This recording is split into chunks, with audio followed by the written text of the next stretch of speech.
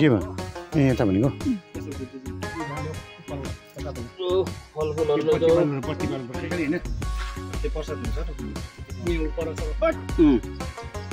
होइन हुनेहरूले आफ्नै हाल्छ नि त फेरि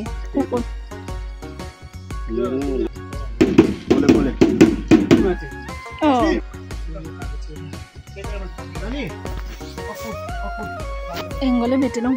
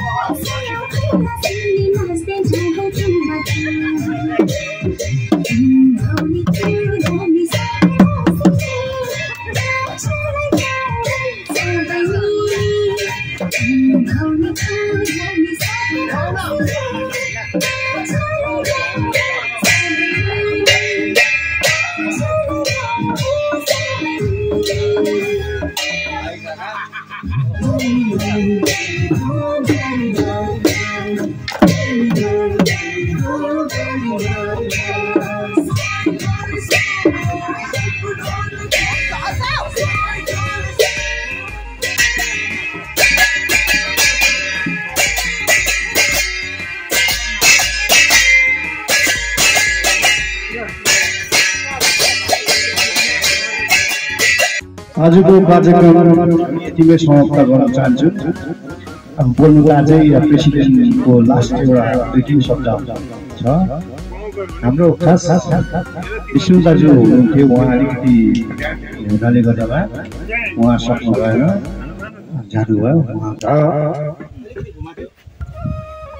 आज हाम्रो यो विगत वर्ष चाहिँ हामीले हाम्रो मुख्य जातिको पूजा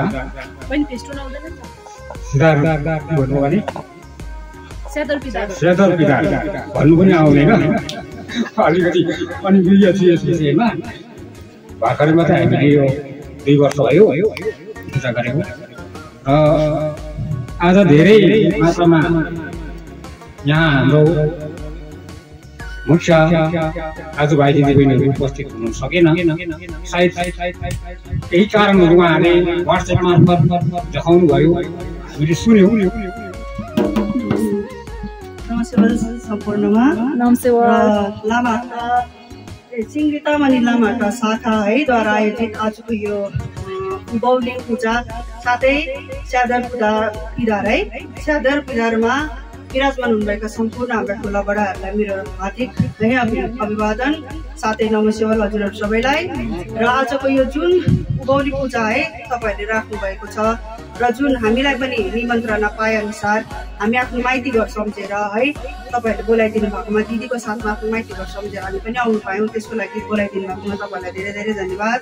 र आउँदो सालमा पनि हामी यसरी नै यस्तो यो उभौली पूजामा हामी भेटघाट गरेर हाम्रो सुनुवारको, हाम्रो मुख्य जातिको जुन चिनारी छ र अब आउने भविष्यका नानीहरूलाई जुन किसिमले हाम्रो पूजाहरू गर्नुपर्ने त्यो विधि विधानहरू हजुरहरूले यसरी सिकाइदिनु भए उहाँहरूले पनि अलिकति आफ्नो ज्ञानहरू छिपिँदै गएपछि हामीले यसरी पूजा गर्नुपर्छ, हाम्रो बाजे बराजुले हामीले यसरी पूजा गर्नुहुन्थ्यो भनेर उहाँहरूलाई पनि अलिकति दिमागमा बसेको हुन्छ र उहाँहरूले पनि जानी नजानी भए पनि है हाम्रो पुर्खाहरूले यसरी पूजा गर्नुहुन्थ्यो र हामीले पनि त्यही सम्झना गरेर हामीले यसरी जात जातको आफ्नो आफ्नो 12 थरी सुनारहरूको यसरी शिला राखेर त्यस्तो पाराले नानीहरूले पछिबाट यसो माफी माग्दै भए पनि यसो पूजा अर्चना अलिअलि भए पनि गर्छ र हाम्रो सुनार मुखिया जुन हाम्रो महिचहरू छौँ हामी एकदमै कम्ती मात्रामा छौँ र त्यसले गर्दाखेरि हामी यसरी हामी टाढै भए तापनि तपाईँले यहाँ बोलाइदिनु भयो त्यसको लागि हामी धन्यवाद। र आउँदो दिनहरूमा पनि अझ यो भन्दा पनि राम्रो तपाईँहरू गर्दै जानुहोस् र सेन्टर